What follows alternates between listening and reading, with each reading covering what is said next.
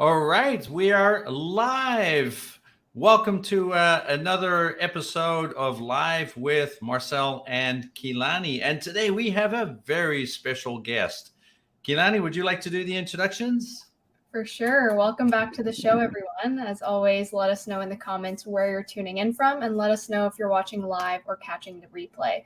Also, right off the bat, if you have any questions for Mike, if you caught our post giving a little bit of background on what today's webinar is going to be about, feel free to put your questions in the comments. This is going to be hopefully a very interactive session. Mike has a really great formula that he's going to share with us. So if you can, let us know in the comments what you're thinking, and we'll work off of you through this call as well. So just to introduce Mike, he's been in the human resources arena for over 30 years, leading all areas of HR with an emphasis on change management, organizational development, learning and development, and professional coaching. He is recognized for developing one-of-a-kind solutions that lead to individual and organizational performance. His formal background is in engineering, where he modeled and analyzed the accuracy of nuclear-tipped ballistic missile designs. In our webinar today, we're going to share a formula that helps solve a big problem. When one of our team members isn't performing well or struggling a little bit at work, the big question is, what do we do? How do we help them? And Mike has a one-of-a-kind solution to help us through that. So welcome to the show, Mike. Hi, Kilani. How are you? Thank you very much. Hi, Marcel. Hi, Mike. How are you doing? Great. Yeah. And Thanks for coming on. Sure. Just one comment. It's an expansion of an existing diagnostic. It is a one of a kind too, but it is an expansion, as you will see. So. For sure. Awesome. Thank you for the correction. We're excited to share the formula. Could you tell us and our audience a little bit about yourself? Sure. Above and beyond what you had mentioned, Kilani, I have headed up human resources in 2 different companies.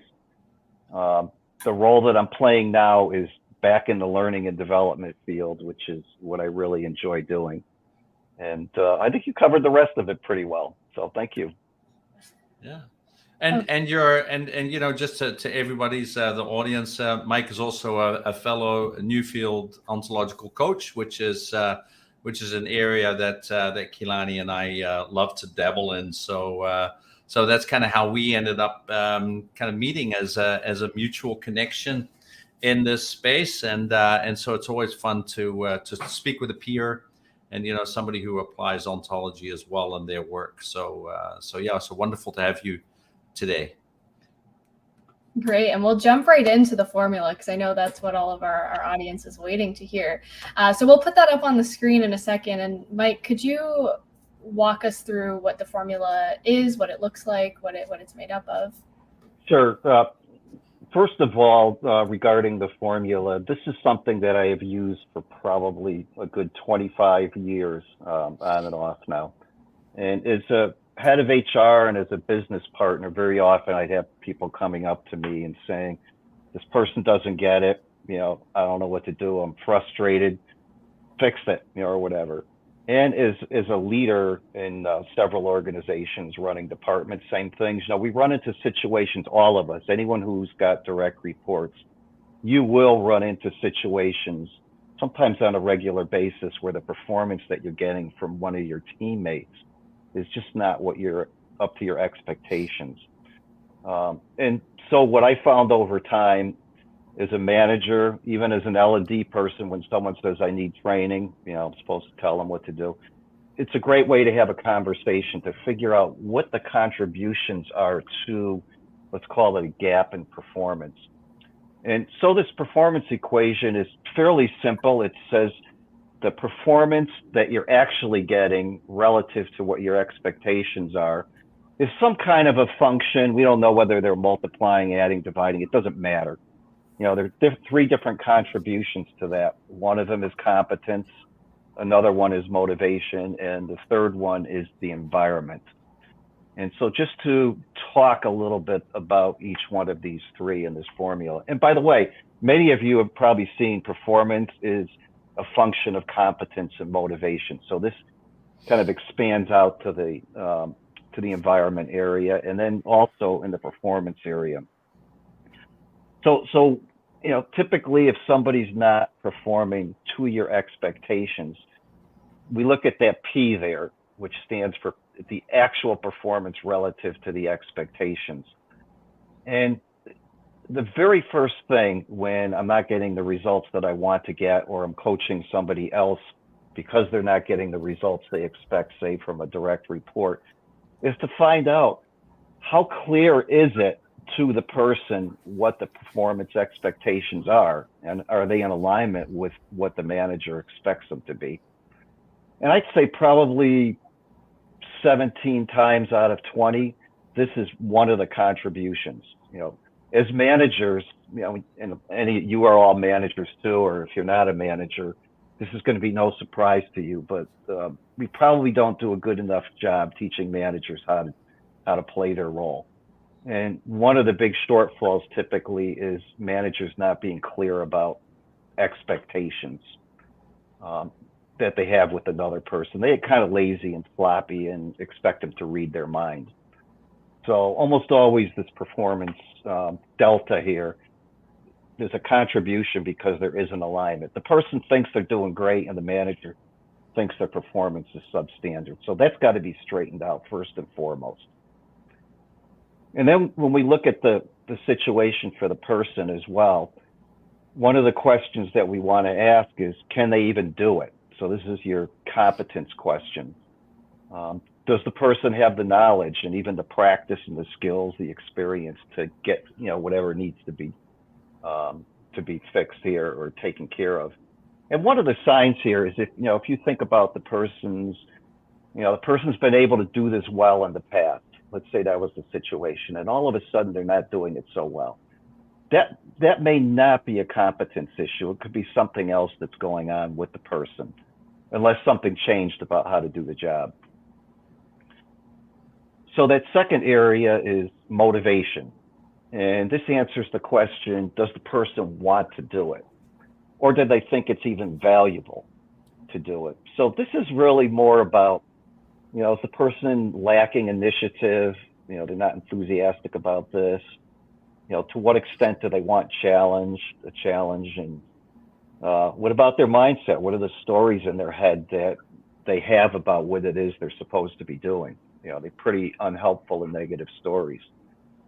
So while competence is typically handled through some training and practice, the motivation, as Marcel was talking about earlier, very often you switch into the coaching mode.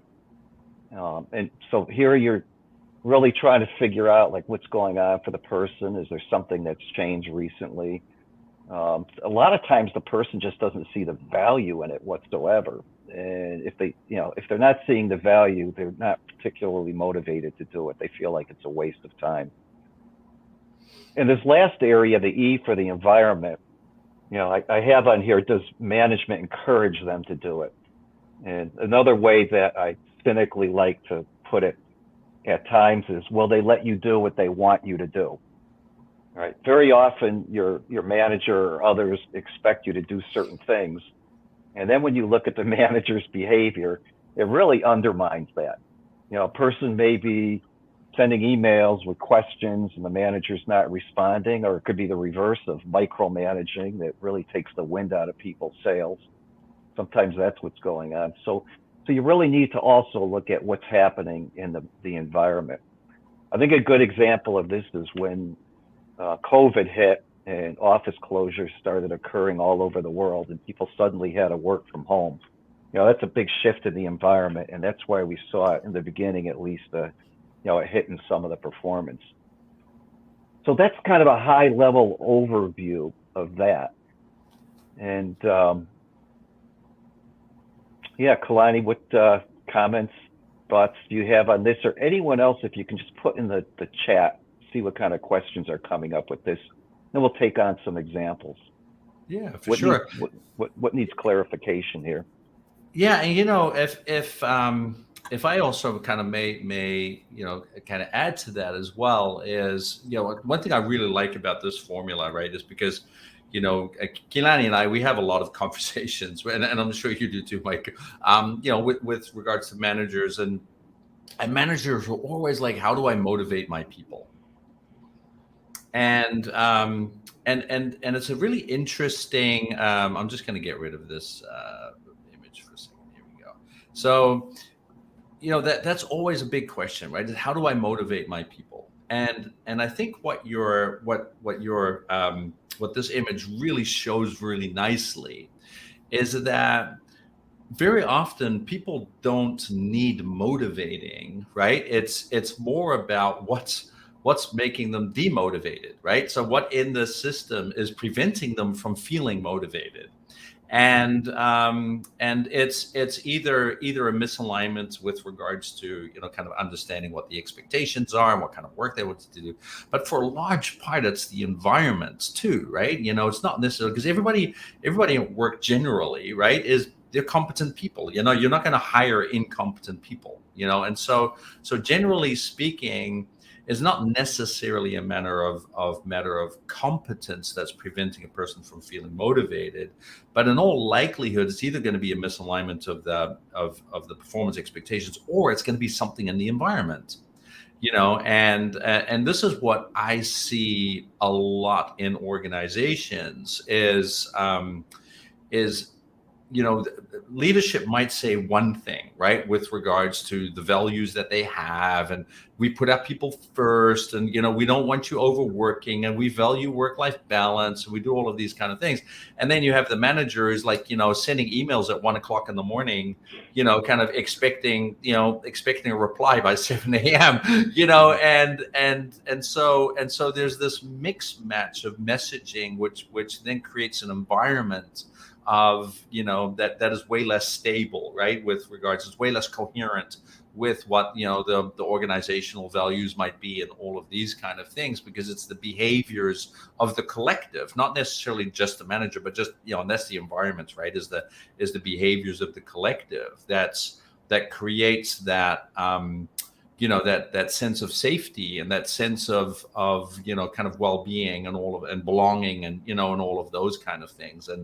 And for a large part, that's where people have a tendency to not look, right? That tends to be a blind spot that I see a lot, is that where, there's very, very rarely do I hear a question from a leader kind of saying, hey, what do we need to do about our environment that's going to help our people, be more excited and motivated and engaged, and and all of those kind of things. So I love that formula. I think it's a great way of breaking it down for ourselves, right? Kind of like, in terms of being able to say, hey, if I think my people aren't kind of, performing in a way that I would love to do, where might I be looking, right, with regards to how I can help them, and so that becomes a very nice kind of way of diagnosing that and seeing that. So thanks for sharing that. That's fantastic. Yeah.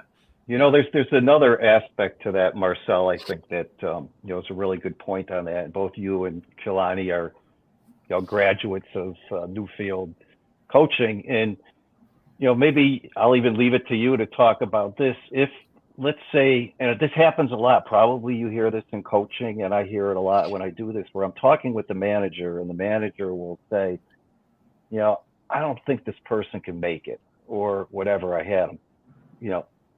We all, part of the human condition is we have stories about ourselves, about others, about what we're here to do, about our environment. It's just part of the human condition, creating these stories. And if you run across a manager that is writing someone off, or just thinking they're not going to make it, how's that going to play out just from your training? Yeah, absolutely. And of course, then we get into a whole story around biases, get around, framing kind of our realities, language, right? Body, emotion, and language, which is of course a big ontological, kind of piece. So what kind of body are you wearing, when you believe that, somebody isn't going to be able to cut it, right? How do you show up every day, in the office towards that person? What kind of environment are you then creating based on that, kind of energy that you're projecting if you don't believe in your people, right? And then that, of course, creates this vicious cycle you know, of proving yourself right, you know, because that person is not going to feel comfortable in that environment.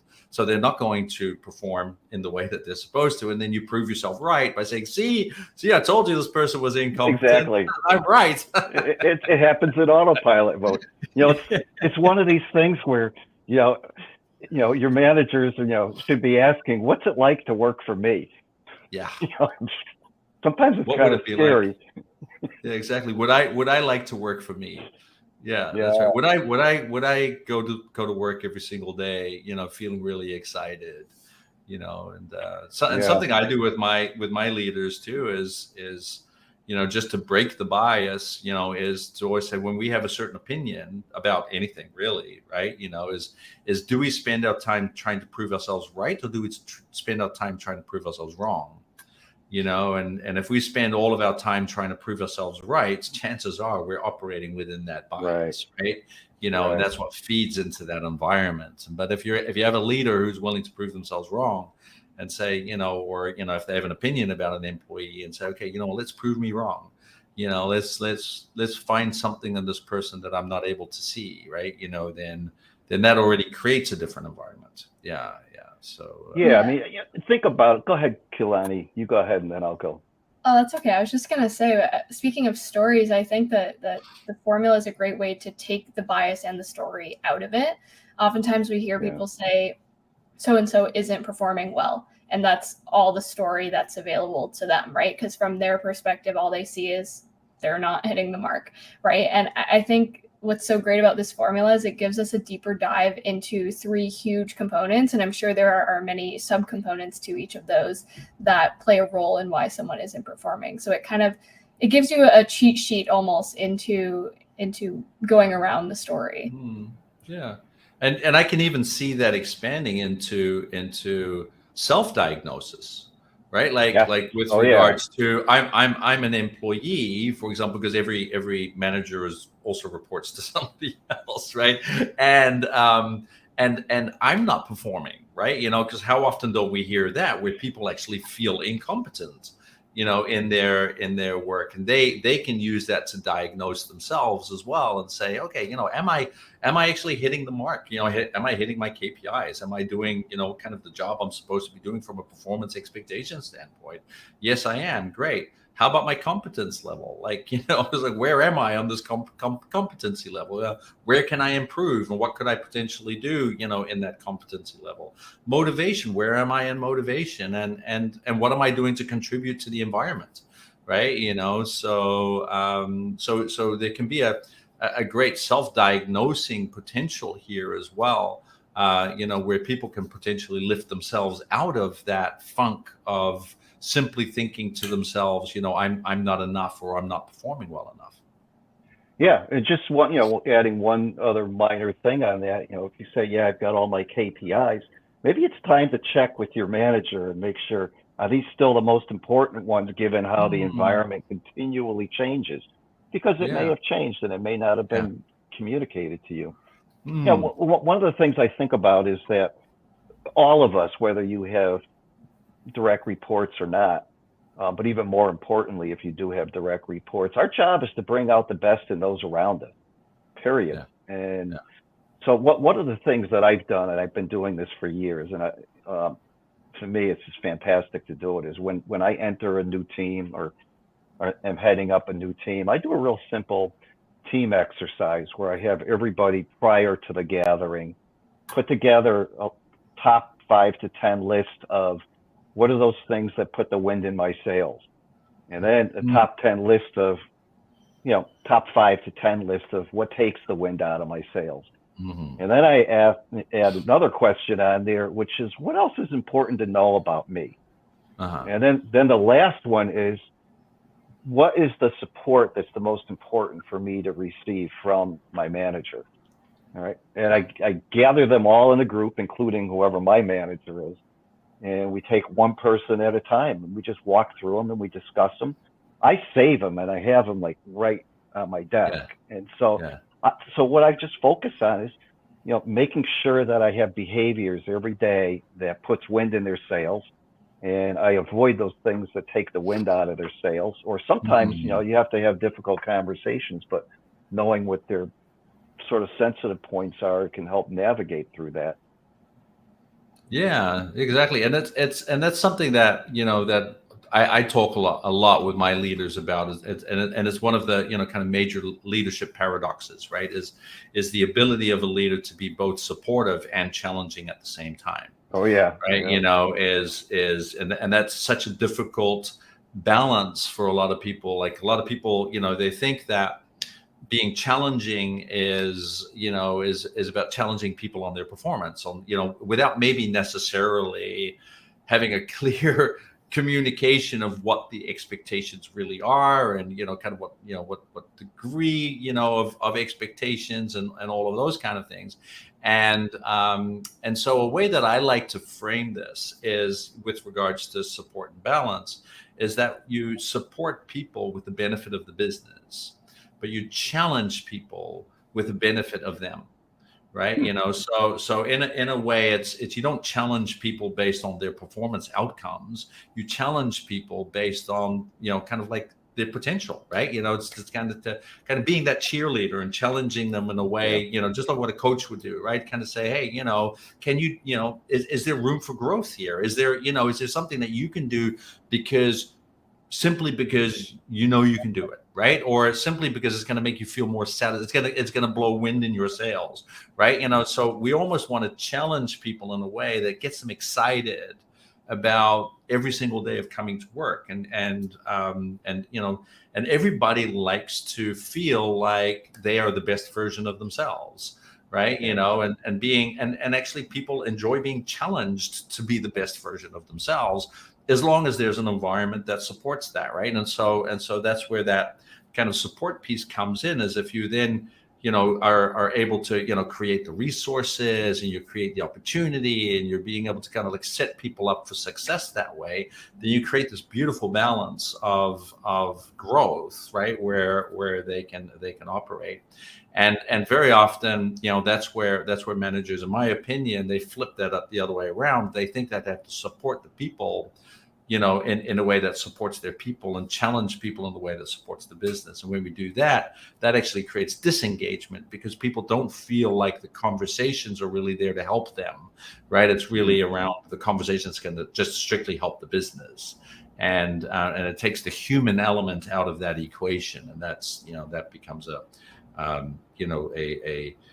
that creates an environment, that can be quite sterile, right? And lack of empathy and all of those kind of things. So, and I find that really an interesting conversation. It's something that, a number of, kind of my leaders have been, kind of playing with and working on. And it's really interesting. And a lot of that plays into this formula, right? With regards to, the performance, competence, motivation, and environment. Yeah. So it's amazing how simple framing of these things can make such a big difference, right? With regards to kind of how we like to operate, in our work and stuff like that. So and that's something I work with. Yeah, and I think what we're really starting to see here is how this formula doesn't just help the person who's struggling, but it helps the leaders and the managers assess themselves and help them show up as a better leader as well. So it just kind of creates this whole unification of everyone. And what I think would be really cool is if maybe we can put the formula back on the screen and kind of run through an example situation of how a leader would use this formula to help someone who's struggling. And if we have anyone on live who's willing to share, if you maybe want to give us an example without mentioning names, and of course keeping things confidential, but very vaguely a situation where this could have come in handy, and maybe we can walk through how this could work. And if we don't get anything right away, Mike, if maybe you want to share a sample situation or a made up situation and walk through that. Sure. Yeah, it'd be great if somebody here in the audience has a situation to come up and just talk your way through this. And Marcel, to your point, Marcel, it takes two to tango here. And to Kilani, what you had said, it's a back and forth between both. Nobody's isolated by themselves. Mm-hmm. Yeah, for sure. So go ahead. Yeah. Let's see if the audience types in it. Sometimes it takes a little while too for Right. comments Yeah. to come Yeah. through. Yeah. So just because of the Well, broadcast and things like that. yeah. And if you just want to if you've got an idea in your head, just raise your hand or say, I'll go, and you can just talk it through. Yeah. And while you're typing that in, that bottom half of that slide contains some questions that you might ask very often yourself on this when you see a performance gap from your expectations to how the other person is performing. Yeah.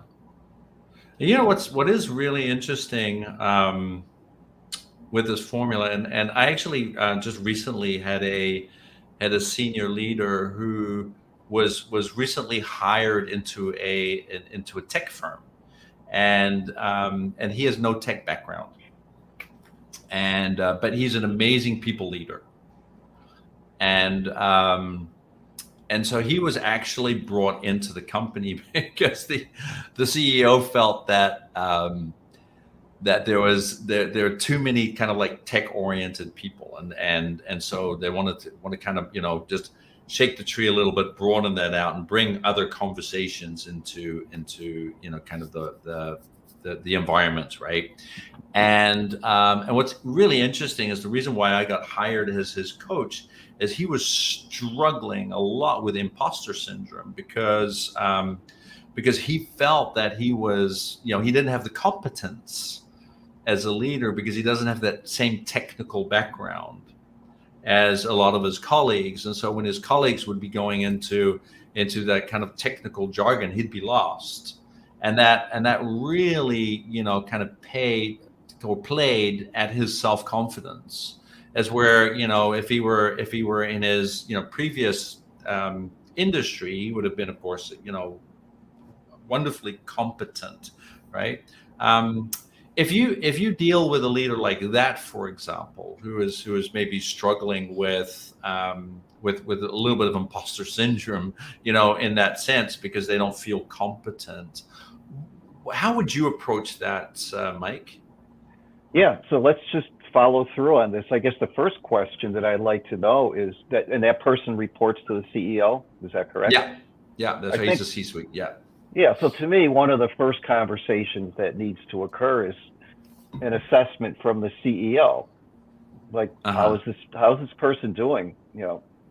For that, what kind of support have you been giving the person? Now you can get at some of the E things. Yeah, the environmental CEO.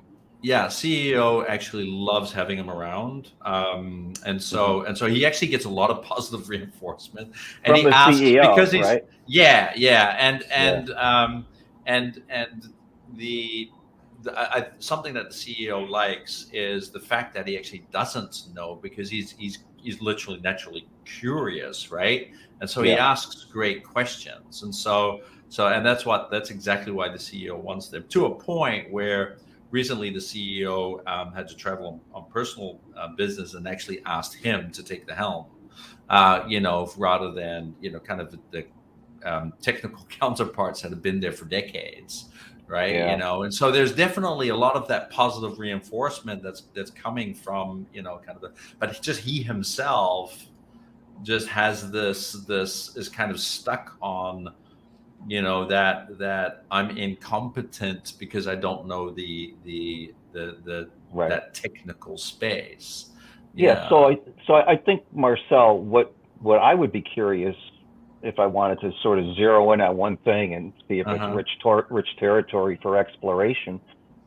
This individual came in there, is working with these technical leaders. To what extent do the technical leaders, how do they view this person? Do they view him as the special golden child from the CEO, or what could be going on there too? Yeah, exactly. I mean, there are definitely, I mean, there's definitely, at his peer level, right? He is accepted, but I don't think the environment is as warm as the environment that's trying to be created by the CEO, right? So there are many Right. instances where when he is only with his peers, the CEO is not present, that he's reminded of not having that technical background, Yeah. right? Yeah. Yeah. So then in the motivation area, it'd be a conversation, I think, with this person about, you were hired here to add certain value. Let's explore those areas. In a way, that person was there to do what his or her peers were not able to do for themselves. Yeah. That's the gap that the CEO is expecting to be filled. So, on the Yeah. motivation front, it's like, what are those skills or competence this person already has that he's expected to use? Yeah. Because he may be focusing on trying to prove himself technically or whatever, and that's not his role. So I'd want Yeah, to exactly. challenge that too. Did any of that come Yeah. out? Well, yeah, but actually, what we ended up doing was quite interesting. You say that is we ended up reframing competences. So because his competence isn't in the technicals, he's not hired to be competent in the technical space. He's been hired to be competent in the people space, and so for him it was about, even though he's in an environment where he's constantly, that people are trying to remind him that he's incompetent in a technical space. He has to remind himself that he's been, put in an environment because he's competent as a people leader. Right. And so, constantly holding on to that reaffirmation, right? Of that's why he's there. And being able to just kind of feel that satisfaction of knowing that that's his role, is to be a people leader. And so when he then fully embraced, kind of like, but it's okay that I'm incompetent in the technical space, because I'm supposed to be very competent in the people space. That's my job here, and that's what I'm really going to focus on and kind of step into. And so the moment he fully embodied being that leader, it changed everything for him. Yeah, and that allowed him to just feel a lot more relaxed and comfortable, even though he was in an environment that that may be judging him sometimes, right? Kind of on his lack of technical expertise. Yeah. And but it's interesting how how sometimes just self-assessments, self-judgments can really kind of challenge our kind of feeling of competence and incompetence, right? Because we start telling ourselves these stories of it's like, I'm not, I can't do the job. Yeah. And then how stories. That's right. And how detrimental those stories then become to our own performance, right? Because if he had allowed himself to continue going down that spiral, it would definitely have affected his performance.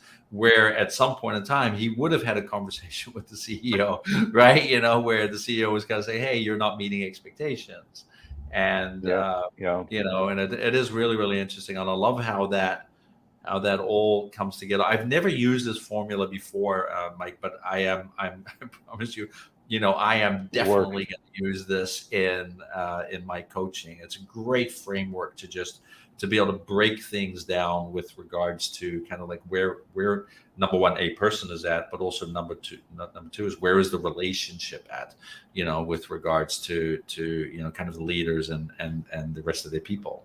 Yeah.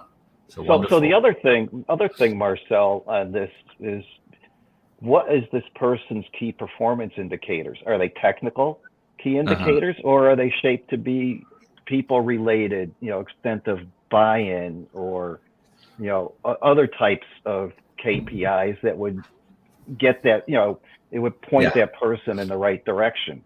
That's right. So yeah, that's exactly. another area of discussion, right? Yeah, exactly. And it's amazing. Almost like, I was gonna say, it's amazing how often these things get substantially resolved just through the P. Just relooking at what you expect them to do, making sure it's clear what they're there to do, You know, you can even set milestones or whatever. But I just I've had more times as a HR business partner where once we got that part squared away, they didn't need me anymore. Yeah. You know, it got fixed. Yeah, exactly. And it's and it kind of reminds me of you know, the framework around you know, requests, promises, and expectations, right? You know, is that in a way a KPI is nothing more than a request, right? And that the organization or the manager has, and we know that the clearer our request, the clearer our ask is, right? The more the clearer the promise is going to be, and the more likelihood that those expectations are going to be met.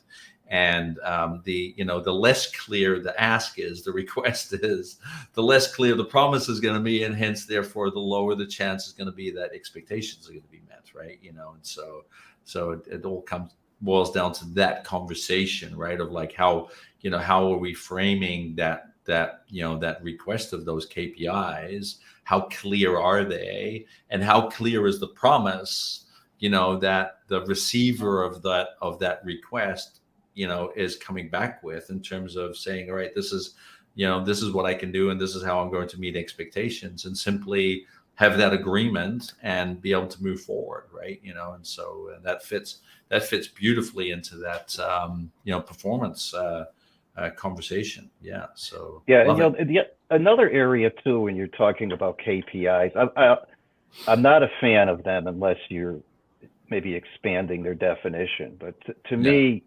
if you're going to set a performance goal, performance result, performance behavior, whatever it is, there's sort of certain key elements. One is the person has to be clear about what's the situation now. And, you know, what, is it an opportunity or a challenge? But it needs to be changed. It could be because of an opportunity or a threat or whatever. But where are we at now? And then the second thing in the conversation is, where do we want to be? And I like to use the words conditions of satisfaction. Give me a list of the conditions that if they're met, you will be satisfied that this was done how you want. That's a lot easier than just say, give me goal. Right? That's conditions, it helps make it easier. And then there also ought to be sort of boundaries. You know, like, you know, this is what we're talking about. This is not what we're talking about. In other words, you know, you could think about, this is only to be applied for this piece, not the whole thing, or for this group and not the whole group. You know, doing all of that. So it's like, you know, to me, the top things are where we're at now, where you want to be, and what are any sort of boundaries, no-fly zones, however you want to look at that. And then if the person is not real good at, you know, not real confident and they're still learning, I'll send them back and say, think about the steps that you would take. All right. And then come meet me. You know, when can we meet again? 2 days, 3 days, whatever. And then now it's their idea on how to get there. So they'll feel more empowered. And what a micromanager does is he skips those first 3 parts and just says, I'll give you these 2 steps now. Come back to me when you need more. But I don't even say come back to me. You have to keep coming back and coming back. But if you can sort of frame it out properly, it needs a lot. The person is able to make more decisions on their own. Following that path to get there. Yeah, absolutely. And I think a lot of that, again, comes back to language, right? You know, is having a clear understanding that, and I love how, you know, how you frame, you know, instead of saying expectations, say having conditions of satisfaction. And what's really interesting when we hear language like the word should, have to, all of these kind of things, right? That's basically expectation language, right? And so when a manager says, listen, this person should be doing that, and then, you know, a great question is to ask, well, what are your conditions of satisfaction? You know, and how have you laid them out? You know, and they're like, well, it's like, wait, what? I have to lay that out? Well, then you get back to that reading your mind type thing, right? You know, and that happens so often, isn't it? It's like we hear that language. This person. Whenever I hear would, should, could, you know, any of those, it's like, okay, if you say they should know better, all right, have you had that conversation with them as an expectation? Nope. That's right. All right. Exactly. So where is the benchmark? Do you expect them to read your mind? What's going on here? I know. And of course, you where's do that it in tangible?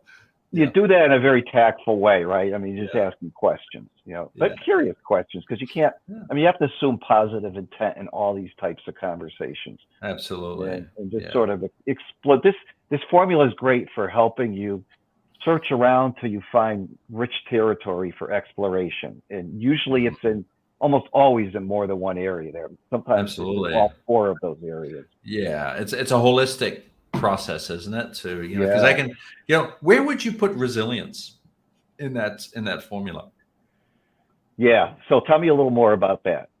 As I Well, just worked, it's yeah, I mean, because I mean, there's of course mental well-being. There's which is a big topic these days, and of course the ability to bounce back from setbacks and all of that kind of stuff. Like that might be a question I can expect maybe some managers asking. So where would resilience fall into that? Yeah. equation? Well, I actually do a workshop on resilience, and there like different facets to that. One of them is the language that's being used, and I like to distinguish something that is a fact that can be proven right or wrong versus something that's a story the person invented in their head, and then they assumed it was true, and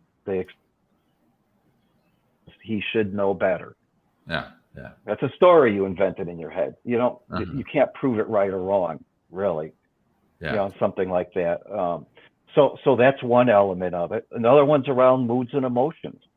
When somebody's in any kind of a mood, you have a story about it, and then you're predisposed towards certain actions. So it's like, pay attention to your moods. And a good classic example of that is anger. The language around anger is, you did me wrong. All right. And I am going to punish either, and usually it's three different areas. Either I'm going to punish you, or I'm going to punish myself, or I'm going to punish the next person I run across, whatever. And we've all experienced all of those. So being aware of moods and emotions and your predispositions, that's another one. Another one around resilience, I am a total fan of, and thank God it's not seen as woo-woo anymore, but just some type of centering exercises. I do almost every day. I do breathing exercises. I only do it for 5 minutes. Yeah. And, it's amazing. I mean, biologically, you'll notice over a few months, your heart rate's going down. You're not reacting as strongly when you get triggered. All right. You recover a lot faster. There's no substitute for that meditation. Yeah. It's absolutely. Huge. And then the third area, or the fourth area I get into, is this whole idea of the flow of conversation, the push, pull, move away. If somebody's really pushing and they want to be heard, let them be heard.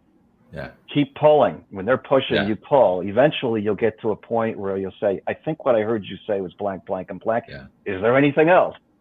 And then when they say nope, then you say, may I share my perspective? In other words, can I push now? Yeah. You don't have to go first. In fact, it's better if you don't go first usually, because usually you make an ass out of yourself, right? Yeah, exactly. Because you made some assumptions that were. That's right. And making an ass of you and me, right? Yeah. We and we use that, of course, in the 5 energies, right? We talk about for resilience, that determined, the determined and inviting, right? You're inviting them to to just come with whatever it is, and then you allow that flow of energy to happen in a very Tai Chi kind of way, right? So I wholeheartedly buy into everything that you're saying, my friend. Yeah, it's totally the same stuff that we use. Absolutely. So I think that's pretty much, we're at the top of the episode, right, Kilani? Yep. Yeah, we're right towards the end. We had a good 45-minute conversation there, and so much value. I know we could probably talk for hours. Yeah, for sure. I mean, there's so much on this topic alone, and then considering our new field backgrounds, 3 of us too, there's a lot that we could cover. And Mike and I explored that too while we were coming up with topics for. We did, yeah. But there's a lot of very much commonality, and the work that you're doing, I'm a real fan of, and right in alignment with it. Yeah, I mean it's all born from that whole kind of that same kind of new field esque space. Yeah, and beyond that, and beyond, that's right. It's just expanded, right? Yeah, and you're doing the same, and we're doing the same. Yeah, it's wonderful. That's amazing how that foundation of ontology can really kind of just spark so much amazing work. Yeah. So Kilani, do you have any closing questions for Mike? Just one last question. I mean, first of all, thank you for sharing all of your wisdom and this amazing tool as well for people to use. Just last question, where can people connect with you?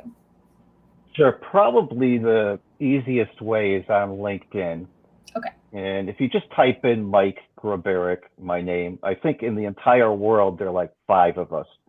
And I think 2 of them are just the same, but you'll see the same picture of me that was in on the advertisement. So I'm the one it says in the greater Hartford area.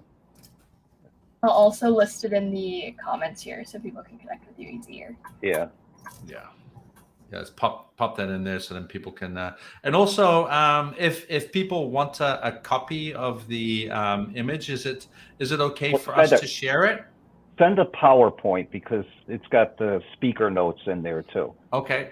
All right. Yeah. Perfect. Yeah. All right. So that'd be the way. Yeah. That's free to share with. If we can get more people having better conversations around performance, I'm so happy about that. Yeah, for sure. Let me see what we can do with regards to sharing that, or maybe I can, because it's always good if we can throw it straight into the comments. Because I have the. Let me see if I can have the Dropbox link. Maybe I can do that. Oh yeah, that's a good way. Yeah, just send a Dropbox link on that. Let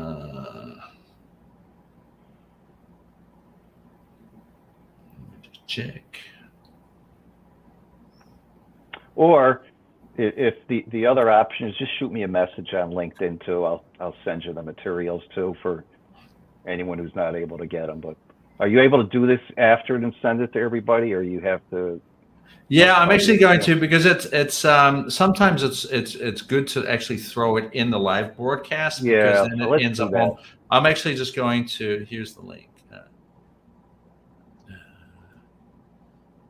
PowerPoint. Yeah, it is best to have the whole document, so then you're not recreating anything from scratch. And there we go, and then this way people can just download it straight away, and then they can use it in whatever way they want. And please, when you use it, give Mike some credit. So it's always good to play it forward. I know I'm using it.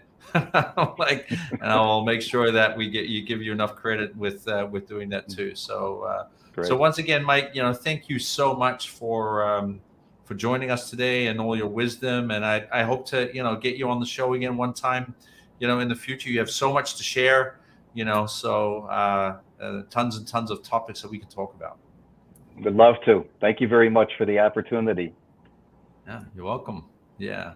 All right. Well, in that case, we're going to sign off. Kilani, you have any final comments? No, that's all from me as well. Thank you, everyone, for watching. Great. Fantastic. Well, thank you, everybody, for watching. And remember, you can watch this. The broadcast will be rebroadcast. You can also watch it on YouTube. You can watch it on LinkedIn. You can watch it on Facebook. You can watch it pretty much everywhere. And it stays around for a while. So and feel free to still make comments, even though it might be, the broadcast might be over, because then we can always follow up with you and get you in touch with Mike, and so on and so on. All right. Thank you, everybody, for coming, and see you next time. See you. Bye. Okay. Bye.